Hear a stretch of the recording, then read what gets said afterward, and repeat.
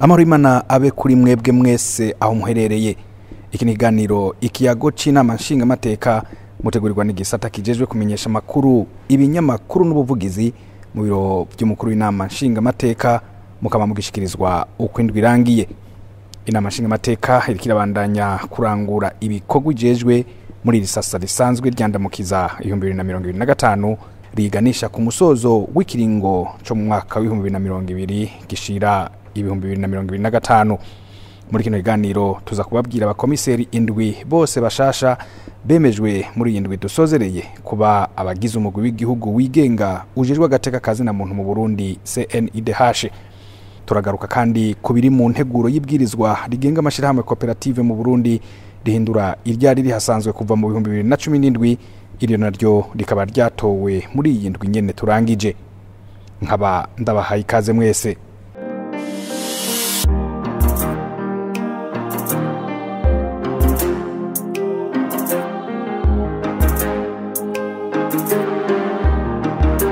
Kwigenekerezo rya gatanu Rusama 2025 hari ku munsi wa mbere w'indwi irangiye, abashingamateka barakoranye kugira ngo bemeze abakomiseri indwi bose bashasha bagize umugwi w'igihugu wigenga ujejwe agateka kazi na muntu mu Burundi CNIDH. Iki cyo gusubiriza bahahora atanumwe asigaye ni gikorwa inama nshingamateka yakoze inyuma yaho ibintu biyangariye muri uwo mugwi igatabazwa mbere igatanga n'impanuro bikananirana, nkuko nyeniteka Gerard Daniel Ndabirabe yabisiguye. Noneho ingingo zihava zirafatwa kugira ngo habe ikosora nyaryo. Murazi ko hariho abantu muri CNDH bakoze uko bashoboye, mugabo baza kugera igihe mu bintu bijanye n'agateka kazi na muntu, baza kugira igihe haba blocage, haraba ingorane atari nkeyi. Noneho hano mu nama nshingamateka tuza dukora uko dushoboye kugira ngo haze haba ama intervention ku mpanuro ziratangwa kenshi kandi ugasanga aho kenshi niho baduhamagara bati muze mudutabare, muze muduhanure byananiranye, tukagenda kugeza naho bikomera bikazamba, tukaruhika amakomisiyo kugira ngo bakore enquête barabe ivyo ari byo. Ahera igihe bateka byongeye kuzamba, umuntu kugeza naho yibaza ati none gayemwe ibintu haza kugira rero ho baba muri blocage total, baramara igihe kirenze umwaka badakora, atawushobora kugira ngo atumire uwundi bashoboye gukwiza korum kugira ngo bashobore gukora, nta premiere bakora, ntaki ibintu nka bene ivyo.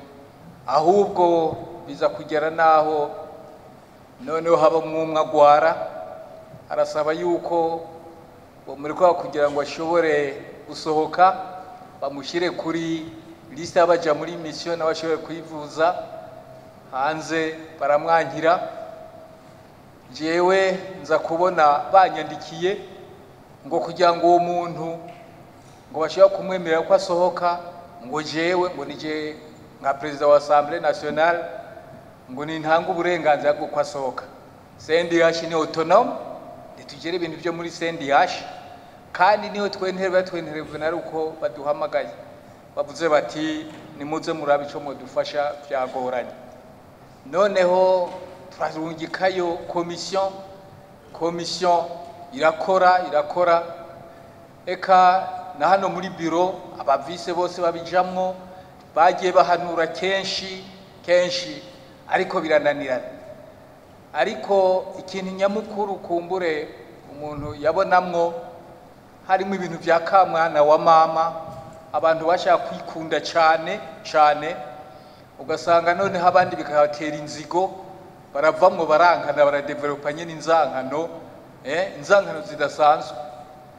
Hakaba bamwe bashaka kuja muri mission, abandi bitwa ko ari abakomiseri nabo ntibashobore kuja muri mission, noneho abandi bikabatera ishavu. Niho batwandikira abagiye muri enquête babonye byinshi nabonyene abo muri komisiyo muri CNDH bamaze kubona ko atakigenda badashobora kumvikana barisabira bonyene ngo babakure bonyene nka demission ko umuntu yobivuga nimba ko umuntu yobivuga rero nuko byagenze.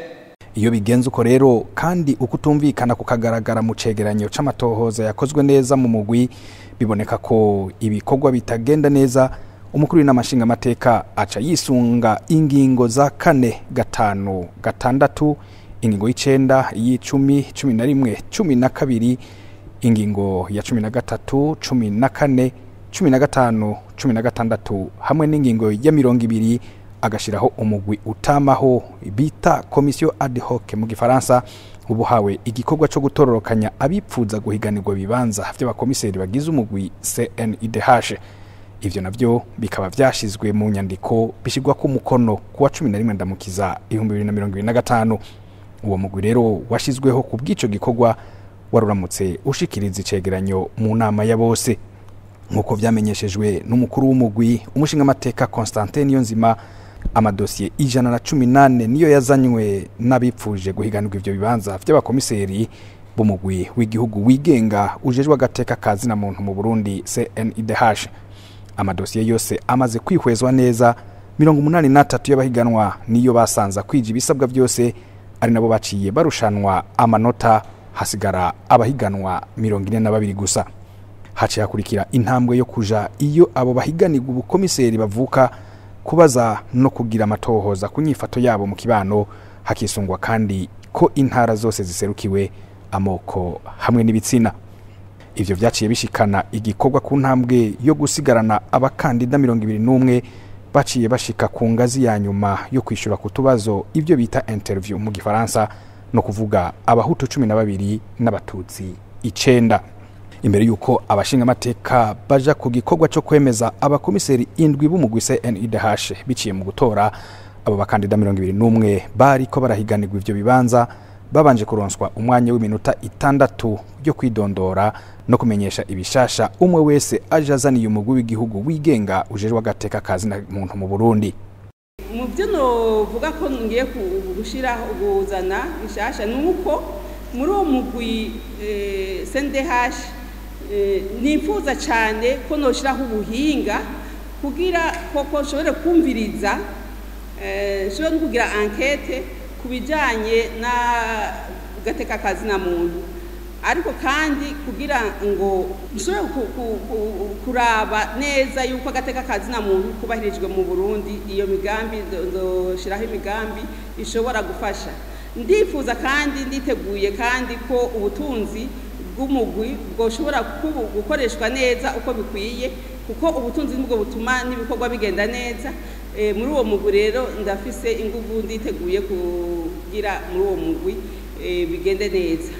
Nditeguye kandi kugira nkore neza kugira Uburundi bugira ishusho ryiza mu makungu kubera kubahiriza agateka kazi na muntu. Nitwa Gerard Rugeminwaza mutinzanyiki, ndabazaniye ugushaka kwanje n'urukundo hamwe n'amakompetence afatiye kuri experience na sagesse, kuko murabona ibintu abantu si nk'imifuko y'ibiharage baragoye. Ko bagoye rero ni ukuvuga birasaba yuko tubigisha tukabigisha iby'amategeko twavuze, tukagira une approche sociale nziza, tugahimiriza abantu bose kugwanira ya mateka mpejeje kuvuga, kuko mu bisanzwe ibyo bikuru bica bijana no kubahiriza amatungo y'umuntu, kubahiriza uburenganzira bwa kiremwa muntu. Twese abarundi bose ugasanga bagenda baramwenyura, ni naco kibazo gikuru nacumbise, bona ko ibihugu rutura canke ibindi bidufasha bica bitwita yuko turi abanyeshure bavyo ngo batwigisha ingene twubahiriza ibi canke biriya, ariko dukoze kuko tuvyumva tubona ico turiko turarondera muri ibyo bintu bikuru nta kibuza yuko natwe tutubigisha tukaba abadonneur de leçon kuho byagoranye. Icyo noza gukora muri CNIDH coza gufasha gutera imbere CNIDH, gutunganiriza agateka kazi na muntu, gutunganiriza bose baba abana, abakuze, bose ntakumira kurwanya gukumira ico noshira imbere noshigikira. Akarusho nozana muri CNDH ka mbere nuko twokubahiriza ibwirizwa shingiro bivuga yuko twashize imbere Imana.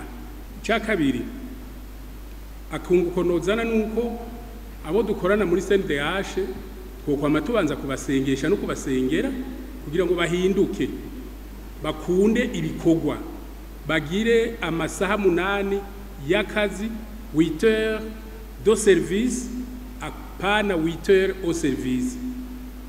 Cya gatatu vyotuma bamaze guhinduka gukunda ibikorwa hanyuma akaboko kogabanuka hanyuma ibintu bikagenda neza.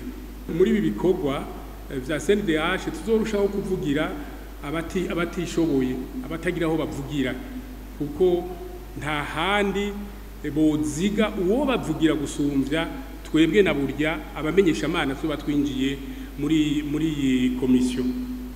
Igikorwa cyo kwemeza caciye gikurikira bahereye ku ruhande rw'abakandida 9 bo mu bwoko bw'abatutsi bahiganira ibibanza bitatu hamwe rero n'uruhande rw'abakandida 12 bo mu bwoko bw'abahutu bahiganirwa ibibanza 4 gutyo haba harabonetse abakomiseri 7 bashasha bagize umugwi CNIDH.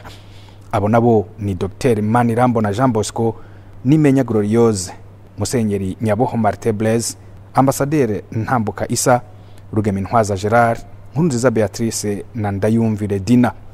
Muri abo nyene nibo inama nshingamateka yacira itoramwo indongozi zitatu, aho Musenyeri Nyaboho Martin Blaise ari we yemejwe kurongora umugwi w'igihugu wigenga ujejwe agateka kazina muntu CNIDH. Icegera ciwe ni Rugemintwaza Gerard hamwe na Nkurunziza Beatrice yashizwe mu kibanza c'umunyamabanga. Umukuru w'inama nshingamateka Nyeniteka Gerard Daniel Ndabirabe abanje gukeza abakomiseri bashasha bemejwe yagize ati nibyo gushima ariko tuzoshima cyane tumaze kubona ibikorwa.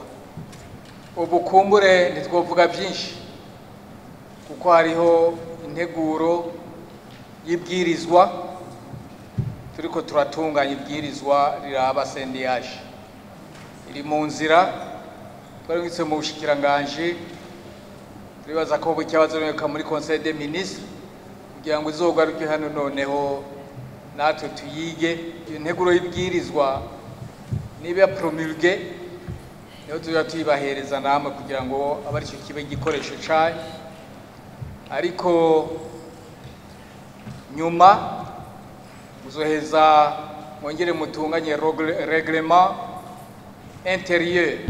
Ico gihe twebwe ntituzobizamwo ibya règlement intérieur ariko kubera ko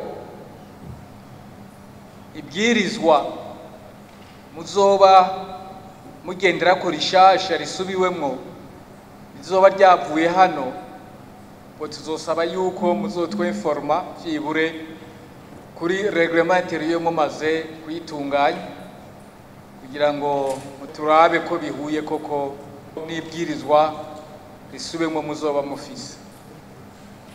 Uno munsi rero nta byinshi tubabwira, nta n'impanuro tubaha kuko tuzozibaha uwo munsi, ariko bucyo dukoze turabakeje cyane, tubashizemwo umwizero mwinshi.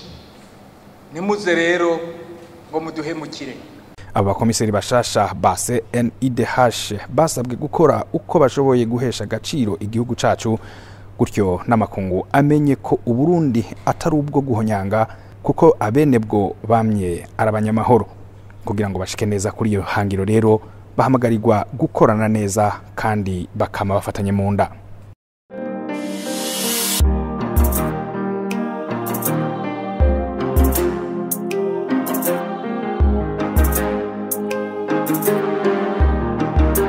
Ibikorwa by'inama nshingamateka byarabandanije no ku munsi wa kabiri hari kwigenekezo rya 6 Rusama umwaka wa 2025 hihwejwe integuro y'ibwirizwa rihindura ibwirizwa inomero 1 agakwego 12 ryo kuwa 28 Ruheshi umwaka wa 2017 rigenga amashirahamwe koperative mu Burundi.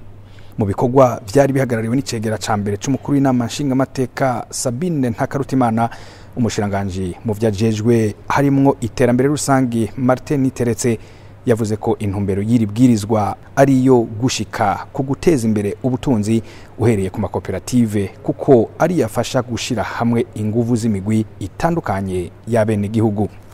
Novuga ko ni ibintu nyamukuru bibiri. Icambere nuko twasanze ibwirizwa shingiro ry'umwaka wa 2018 ritegekanya ikibanza c'icegera ca kabiri c'umukuru w'igihugu. Ibwirizwa tuje gusaba ko rihinduka rikaba ryasaba yuko ANACOP itwagwa kuri deuxième vice-présidence. Bwa kabiri nuko muri iri bwirizwa nyene twasanga hariho remission za ANACOP ziri muri rino bwirizwa, kandi remission organisation na fonctionnement byategezwa kuba défini par un décret nuko n'ibindi bisata byose bitwawe. Nivyo nyamukuru bibiri byatumye dusaba ko n'amashinga amateka na nkenguza amateka bogira ico bavuze kuri ino nteguro y'ibwirizwa kugira ibandanye urugendo rwo ku mukono. Mu bibazo vyagiye bishikirizwa harimo ibijanye n'ikurikiranira hafi amakoperative, uko ikigo ANACOP gikora mu gukinga ko amakoperative ahomba, ihimiriza abene igihugu gukora bashize inguvu hamwe n'ibindi. Umushiranganje Martin Niteretse yarasiguye kandi itandukaniro riri hagati yishira hamwe koperative ni koperative. Hariho itandukaniro kandi rikomeye cyane kuko abarundi barakunda kuja hamwe mu bisanzwe, barakunda gukorera hamwe, baba abadandaza cyangwa abarima. Mu gihe rero bataragenda ngo bashike muri ANACOP bibahe registre de commerce, bongere babahe NIF wabijejwe, ico gihe twita koperative isanzwe. Mugabo rero kugira yitwe societe koperative baca bava muri ivyo bahora bakora ifate bitanditse bakabyandika neza, bagaca bagenda muri ico kigo ANACOP gacha kibahereza inkaratasi zivyemeza neza. Benshi barifuza ko bahindura bave muri koperative isanzwe bongere bace baja muri societe koperative kuko harimo uburusho bwinshi cyane cyane bufatiye n'ubwo bariko baravuga ati nta ngurane baronka. Hariho benshi bamaze kuronka ingurane ndabizi muri banki y'Ugwaruka, muri banki de développement des femmes, hariho n'ama microfinance atari make amaze yatanguye gutanga ingurane zako muri Copec, CCM n'ahandi. Biko turakurikira ariho n'amabanki atanguye kuzaratanga ingurane ku ma societe cooperative formelle, bavuga nka BCAB yaratanguye bujya gutanga ingurane no muri banki mbona BCB bivana n'igisata babonye barimo. Ikibazo kihari rero ngo nuko amashira hamwe y'ubwishingizi assurance akigonanwa gukorera muri ico gisata mu gihe uburimyi n'ubworozi ari byo byashizwe imbere kandi umwimbu uri kuraboneka ngo udasanzwe kuvaho abarundi bijukiriye gukorera hamwe. Ikindi abashinga amateka babwiye umushikiranganje n'amakenga bafise kucerekeye amafaranga ariko ararihwa n'amashira hamwe koperative muri kino gihe. Jewe nagomba shimira leta kuba yitwararika ibikorwa by'amakoperative ko byotunganywa neza muri kino gihugu kuko gukorera hamwe ari ryo soko y'iterambere. Jewe rero nagomba kubaza nyakubahwa umushikiranganje ikijanye na finalité y'amafaranga ariko arishurwa n'amakoperative sangwe. Hariho amakoperative yakoze neza yateye imbere ndetse ariko aratangura kwishura no guheza, hariho n'abamaze guheza. Nyakubahwa umushikiranganje rero ubu turi mu mpera ya manda, twebwe nk'abantu turi mu makonseil communal ayo mafaranga nibyo ari ku makonti ya commune, mugaba amakomine ntashobora kuyakoresha. Nagomba rero ko by'ukuri ko ayo mafaranga ari ubutunzi bw'abene gihugu, muzorabe aya mafaranga abesekirize kugira ngo ntibazohave hagira abagenda batwikoze ko murakoze. Ni vy'ukuri ico kibazo ciwe turagishigikiye cyane nyakubahwa mushikiranganje.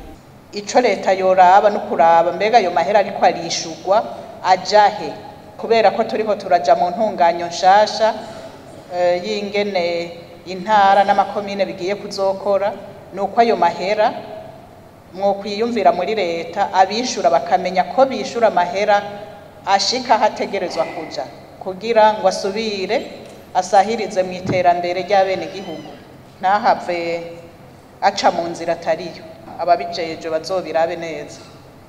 Ibisanzwe amafaranga bari kubarishura bishura baciye muri komine ko komine niyo yabaye ngo garanti kwiyongurane bahawe bazoyishura bivuga ko baca bayicisha nyine muri komine amafaranga aja ko nta bubasha n'uvuga bwo kurotira ba musanteri bafise kuko n'amakonte n'uvuga ko ari nka bloke impera n'imperuka amafaranga agenda muri konte ya leta kuri konte ya leta kugira amafaranga amaze kugaruka akore iyindi migambi akagohe mwangubitiye nakumvise ni gukurikira kugira ntihave hagira abikika mukiza kugira bagire ibyo bonone tugiye kubikorera kugira n'ayari ku makonte y'amakomine tuyarungike mu giga ca leta muri Trésor Public muri Banki Nkuru ya Repubulika y'u Burundi. Kuri uwo mugenzo wo gukorera hamwe rero ngo hari n'abandi usanga bawugira ku ntego yo gusahura. Aha umushiranganje akaba yabajijwe igituma hari amashirahamwe amwe yitwa ayo kuguranana yagaragaye maze agahagarikwa ariko ntivyakunda abashinga amateka bagashaka kumenya uko vyagenze. Twebwe ibyo twahagaritse ibikorwa byo kwiba benege hariho abantu bari batanguye umugambi mubi w'ubwesco bagahenda abantu ngo bafise ngo inyungu bagomba babaye nkizi groupe MAF financier bagiye bariko begeranya amafaranga wewe bagashaka kugira ati zana miliyoni 10 bakacungozo guha 10% kwezi ugiye guteranya yose ugatusanga bakwemereye inyungu irenga ibice 30% cyangwa 40 mu gihe tuzi ko no mu mabanki abagira amadepo a terme ababitse amafaranga bagiye gusaba inyungu ntibashobora kubarenza ibice 10%. Iyo business wokora kugira umuntu yaguhaye amafaranga ucumukira ibice 50% mu Burundi bijya sinyinshi cyane nibaza ko atanizihari hariho n'abandi twasanze rero atana hamwe banditse bakiba amahera niko no bivuga cyane byo bise ngo na masiri ho harabaye ingorane nyinshi cyane ko twasanga kenshi bambabarire abamama nibo bari babigiyemo cyane barabahenda akakubwira ati zana miliyoni 10 mu kwezi nzoshenda guha 15. Hari nabo twasanze bari bamaze kwegeranya amafaranga arenga miliyaridi 2 zabene gihugu babahenze uko nyene wabajije ati ya mahera arihe avuga ati je mahera ndayazi barayampaye none arihe ngo ntayo mfise tiyagiye ngo ntahonze gushikaho nabo twakoze n'amatohoza akomeye cyane yimbitse barafatwa bashigwa imbere y'ubutungane mugabo twarabuze ikintu boduha kuko twasanze bakoreje amayeri menshi cyane ayo baroka yose bashaka kunja mu madolari bakayungika mu bihugu byo mu mahanga. Iyo rero n'ingingo twafashe kandi n'ubundi tuzoguma dukorera kuko turavye nabi ubutunzi bw'igihugu abantu bashobora kubunyuruza tusikara twese turabona mu maso kandi izo n'ingingo nibaza ko namwe bwe mwanya ko bashinga amateka mwo dushigikira na cyane mukaza mudufasha gukurikira hariho abantu by'ukuri sinovuga ko bafise umutima wo gukunda igihugu cyangwa bene wabo ubwo bafise agatima k'agakoko bisaba ko gufata ingingo buhasha kuko biragoye ingene nta mafaranga azosubizwa tuguma twibaza ingene bizogenda mugo nta formule turaronka. Hariho nayo magroupe ma microfinance nayo nyine twabonye ko harimo abantu badafise umutima wo gukunda igihugu nabo nyine begeranije amafaranga y'abantu ugasanga atwaye miliyari 2 n'ayarenga umufashe ugasanga agashaka kugira ngo je ngo amafaranga ngo nayahaye ngo abantu babanwanyi. Afatiye kuri ivyo byose bimaze gushikira bene gihugu umushiranganje yavuze ko bariko bakorana ni Banki Nkuru ya Repubulika BRB ngo bahimiriza bene gihugu bareke guhendwa ko ari inyungu z'umurengera bazoronka aho ubu benshi bamaze kubona ko ari ubusuma bw'inyegeje bukwiye guhagurukirwa.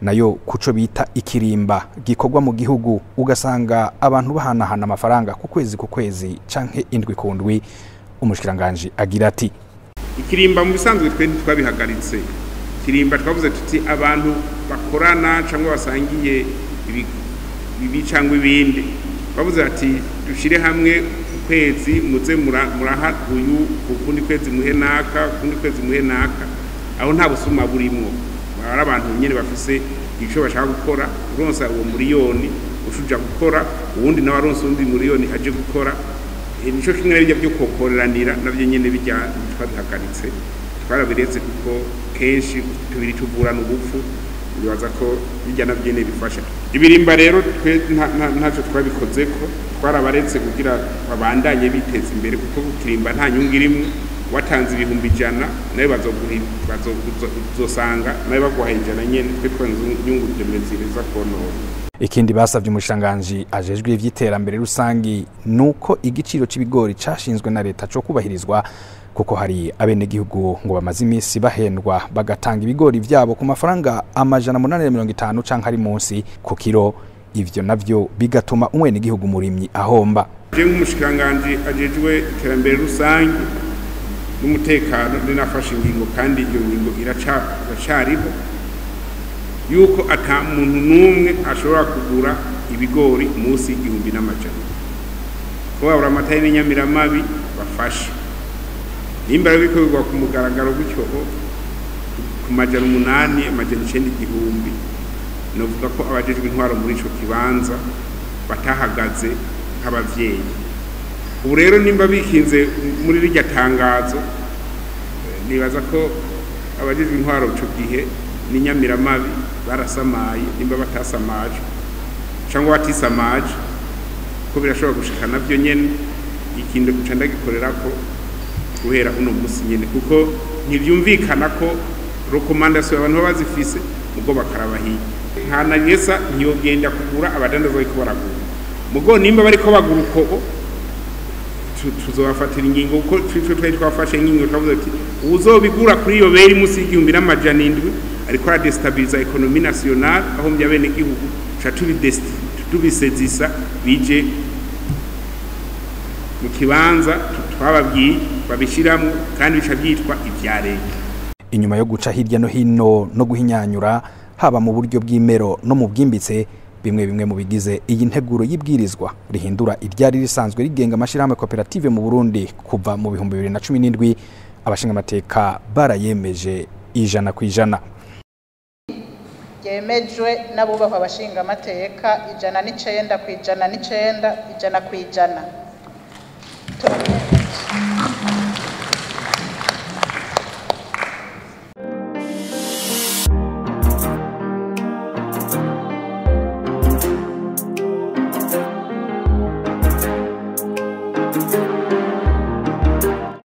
Aha niho turangirije ikiganiro twari twashimye kubashikiriza kuri uno munsi. Mwakoze mwebwe mwese mwagikurikiranye. Reka kandi nshimire bagenzanje umwe wese kuco yaterereye haba ku masanamu meza eka mbere n'amajwi arongoroye gushikaho bikunda integuro y'iki kiganiro ikagenda neza kikanabashikira hiwanyu atankomanzi. Ndabasezerere ndabipfuriza kubandanya mugira iteka nitekane mushobora byose n'abarabiryiza naho ubutaha.